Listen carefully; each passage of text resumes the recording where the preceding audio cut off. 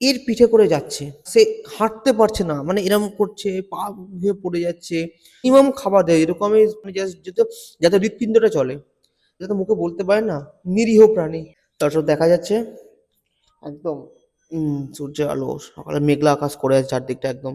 বৃষ্টি যখন তখন নামতে পারে। আজকে তো কাজও ছিল। রবিবার ছুটির দিন। এই দিন বৃষ্টি নামলে ভালোও লাগে না। যাই হোক, যেটা আসল কথা সেটা হচ্ছে কারা তোমাদের মধ্যে কেদারনাথ ঘুরতে গেছে?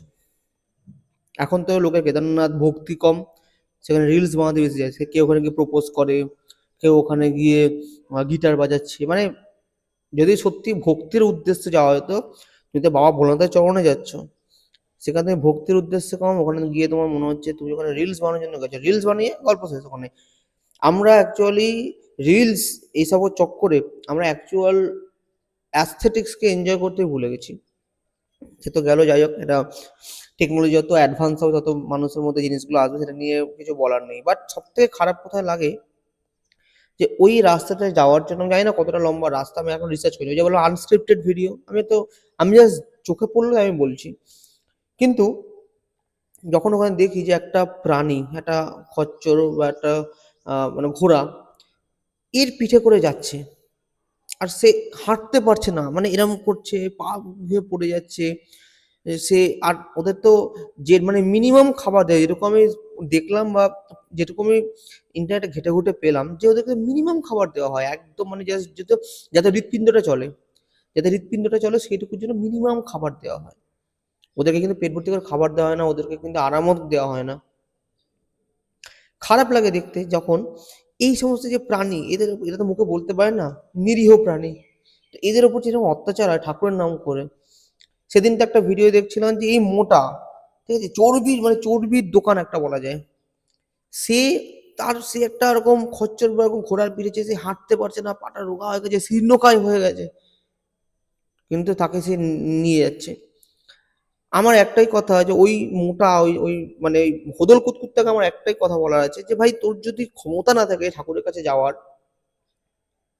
তুই যাস না। তোকে কেউ বলেনি যেতে। শিব ঠাকুর উনি বলেই গেছেন যে আমাকে একটা সামান্য বেলপাতা দিয়ে পুজো দিল, আমি সেটাকে আমি গ্রহণ করি। ভক্তি চাই, আড়ম্বর নয়, ভক্তি চাই। শিব ঠাকুরকে পশুপতিদেব বলা হয়ে থাকে। এত মানে শিব ভক্ত, অথচ সে যার পালনহার, তাদেরকে তুমি এরকম করে অত্যাচার করছো। হ্যাঁ, এবার অনেকে বলতে পারে এই তুই তো ভাই মুরগির মাংস খাস, এই মাংস খাস। ভাই খাওয়ার জিনিসটা আলাদা, খাদ্য খাদক সম্পর্ক, সেটা আলাদা জিনিস। কিন্তু তুমি একটা প্রাণের উপর অত্যাচার করছো। তুমি তাকে নিজের লেজার জন্য ইউজ করছো। তোমার যদি দম থাকে, যদি তোমার ঠাকুরের কাছে যাওয়ার ইচ্ছে থাকে, তুমি ঠাকুরের আশীর্বাদ পাওয়ার ইচ্ছে থাকে, তুমি সোজা হেঁটে হেঁটে যাও। অত দূর হেঁটে হেঁটে যাও, পিঠে তুমি রাকশাক নিয়ে নাও, ক্যাম্পিং করবে। রাস্তায় যদি প্রয়োজন হয় যে না যেতে পারবো না, ক্যাম্পিং করবে, করো। বুড়ো মানুষদের কথা কিছু করার নেই। আপনারা যেতে পারছেন না, যারা বৃদ্ধ মানুষ যেতে পারছেন না, আমি একটা কথাই বলবো, ঘরে বসে ঠাকুর উপাসনা করুন। ঠাকুর এতেই শান্তি, আপনাকে শান্তি দেবে, আর ঠাকুর নিজেও এতে তুষ্ট হবেন। প্রাণীদের উপর অত্যাচার করছেন এরকম করে।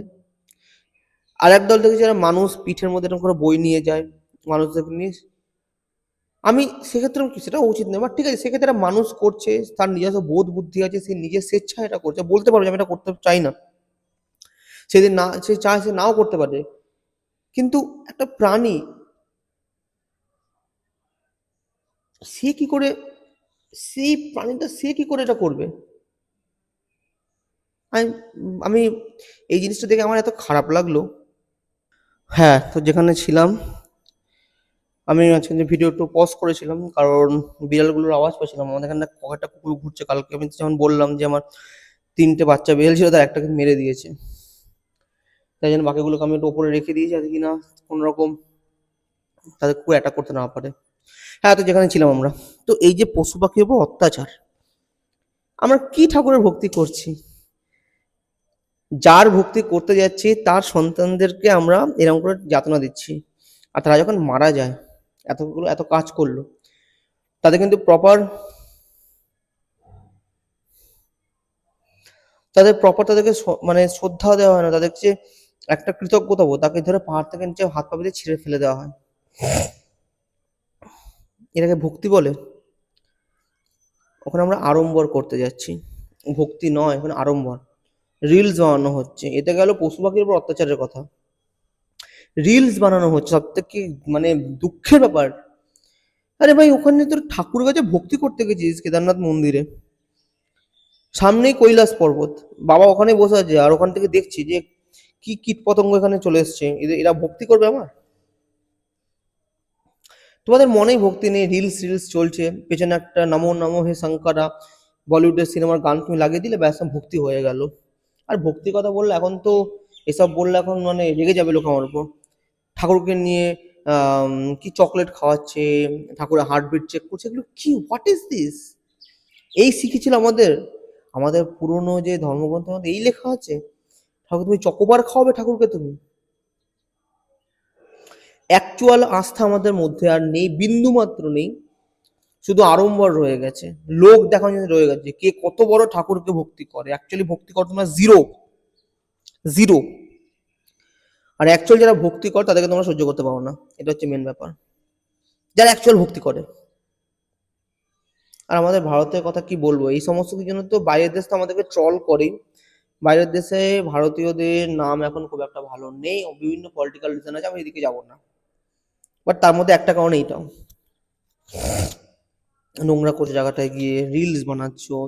আর মানুষকে যে সস্তায় এত ট্রাভেল করতে মানুষকে সুবিধা হয়ে গেছে না, খুব খারাপ জিনিসটা। তুমি ঠাকুরের নামে পুজো করতে করতে তুমি নদীর মধ্যে তুমি দুধ ঢালছো, সেই দুধ নদীর মধ্যে গিয়ে, সেই নদী নালায় যেখানে মাছ, মাছ নিচে মাছ, যে নদীর মধ্যে যে মাছগুলো, মাছ বা অন্য যে ছোট ছোট যে ফাইটোপ্ল্যাঙ্কটন বা জু প্ল্যাঙ্কটন যেগুলো থাকে না, সেখানে বায়োকেমিক্যাল অক্সিজেন ডিমান্ড এর এফেক্টের জন্য ইউট্রোফিকেশন হচ্ছে, জলে অক্সিজেন কমে যাচ্ছে, তারা মরে যাবে, সেইটুকু খেয়াল কারণ নেই, লোকে ভক্তি দেখাচ্ছে। আর এই আস্থা, যে ভয়ানক আস্থা, এটা এখন মানে ভারত থেকে বেরিয়ে বাইরের দেশে গিয়েও করছে, টেমস থেমস নদীর মধ্যে দুধ মিশিয়ে দিচ্ছে, এই করছে, ওখানকার লোক সহ্য করবে না, তারা বলছে গো ব্যাক ইন্ডিয়ানস। এখন আমাদের রাগ হচ্ছে, রাগ তো আর কিছু নেই, কারণ আমরা সেই কাজই করে এসেছি, এখন রাগ করে হবেটা কি? ওরা তো ঠিক কথা বলছে, তুমি নিজের দেশে আমরা নোংরা করে এখন অন্য দেশে গিয়ে নোংরা করছি, নিজের বাড়ির ঘর নোংরা করে আমরা পাশের বাড়ি থেকে যদি নোংরা করি, তাহলে সেই বাড়ির লোকেরা আমাদেরকে বলবে না আমার বাড়ি থেকে বেরো, তারা দোষ করছে। এত অত্যাচার করছে আমার প্রকৃতির ওপর, এত অত্যাচার ধর্মের নামে, এত পশু পাখিদের উপর। আমি তো বলবো যে সরকারের উচিত, সরকারের উচিত যে, আমি যত জানি কেদারনাথ টেম্পল থেকে বছরে 82 কোটির মতো গড়ে ইনকাম আছে। সেই টাকাটা আমি তো বলবো সরকারকে বা সেই মন্দির কর্তৃপক্ষকে, সেই টাকার একটা সার্টেন পার্সেন্ট এই সমস্ত যে পশু পাখি যারা, পশু যারা আছে, যাদেরকে, যারা কিনা এই সমস্ত ট্রান্সপোর্টের কাজে যাদেরকে লাগানো হয়, তাদেরকে প্রপার নারিশমেন্টের ব্যবস্থা করা দরকার, তাদেরকে খাওয়াও, তাদেরকে ইয়ে করো, তাদেরকে প্রপার যাতে তারা খাবার পায়, রেস্ট পায়, সেই ব্যবস্থা করো। একমাত্র, আয় আয়, কি, আয় আয়, আমার বিড়ালটা, তাদেরকে প্রপার নারিশমেন্টের ব্যবস্থা করো, যাতে কিনা তারা অ্যাটলিস্ট, তাকে যদি খাটানোই হয়, তাকে যদি অত্যাচারই করা হয়, তাহলে যাতে তারা অত্যাচার সহ্য করার মতো অবস্থায় থাকে, সেই ব্যবস্থা করো তার। ঠাকুরের নামে তুমি টাকা কালেক্ট করছো, এই করছো, ওই করছো, সেটাকে অ্যাকচুয়ালি পশু পাখিদের কাজে লাগাও, তাহলে পশুপালন পালন আর যে পশুপতিদেব, সে নিজেই তুষ্ট হবে, সে নিজেই তুষ্ট হবে। ঈশ্বর আছেন, ঠাকুর আছেন, কিন্তু সেই ঠাকুরকে আমরা দেখতে, সেই ঠাকুরকে আমরা ভক্তি করতে ভুলে গেছি, কারণ আড়ম্বরে আছে, ঠাকুর আমাদের সব কথা সাড়া দেয় না এখন। খুব খারাপ লাগে দেখলে, যখন এই প্রাণীগুলোকে দেখি খুব খারাপ লাগে। আমার কথা, আমি যদি কোনোদিন কেদারনাথ, আমি এখন তো যাইনি, যদি কোনোদিন যাই, এই ভিডিওতে আমি দিব্যি কেটে বলতাম, মায়ের দিব্যি কেটে বলছি, আমি হেঁটে হেঁটে যাবো, সে যত বড় রাস্তা হোক, আমি তাই জন্য ব্যবস্থা করবো। ঠাকুর আশীর্বাদ, আমাকে টাকা পয়সা কম নেই, আমি ব্যবস্থা করবো। আমি পিঠে, আমি পিঠে রাকসাক নেবো, টেন্ট নেবো, দরকার হলে রাস্তায় কোনো জায়গায় টেন্ট খাটে থাকবো, কোনো জায়গায় সবাই মিলে থাকবো, আগুন জেলে বন ফায়ার করে, সেখানে দিব্যি গানের গল্পে সময় কেটে যাবে। কিন্তু আমি কিন্তু কোনো পশু পাখির পিঠে চলে যাবো না, যদি ওরকম পরিস্থিতি হয়, আমি কোনোদিন যাবো না। আর প্রাণীকে এরকম করে অত্যাচার করার কোনো মানে হয় না, ঠাকুর আশীর্বাদ আমার পাওয়া যায় না। আর আমি বলছি ঠাকুর আছেন, ঠাকুরকে এরকম মন্দির মধ্যে পুজো করলেই নয়, ঠাকুরকে মন থেকে ডাকতে হয়, ঠাকুর তোমার কথায় সাড়া দেন। যাই হোক, এই ভিডিও যারা দেখবে, তার তোমাদের মধ্যে অনেকে যাবে কেদারনাথে বা গেছো, তাদেরকে আমি বলবো যে আবার যদি যাও বা নতুন যারা যাবে, তারা চেষ্টা করবে এটাকে অ্যাভয়েড করার। জানি ওদের রুটি রুটির সঙ্গে জড়িত, ঠিক আছে, ওদের রুটির সঙ্গে জড়িত তুমি কিছু টাকা ওদের দিয়ে দেবে, ওদের যে যাওয়া আসা যে টাকাটা টাকাটা দিয়ে দেবে ওদেরকে, ঠিক আছে, সেই খচ্চরকে সেই টাকা দিয়ে বলে যে তুমি টাকা নিয়ে নিন, হুম, খচ্চরটা আমার আপনার সঙ্গে যাবে, আমি হেঁটে হেঁটে যাবো, ও হেঁটে হেঁটে যাবে, ঠিক আছে। কিন্তু এরকম করে অত্যাচার করো না, পাপ করো না, এগুলো পাপ হয়, এগুলো অ্যাকচুয়ালি পাপ, পাপ করো না।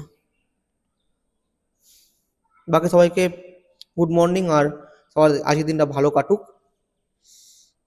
পরের সপ্তাহে বা এর মাঝখানে আমি কোনো ভিডিও মানে রেগুলার হয়ে যাবে, কেননা শনিবার আমার ছুটি পাই না আমি, তাই জন্য এই সময়টা হচ্ছে ভালো ভিডিও করার, তারপর ভিডিও এডিট করতে হবে, আমি একা করি, আমার কোনো কেউ সাপোর্ট নেই, তাই জন্য সময় লাগতে পারে।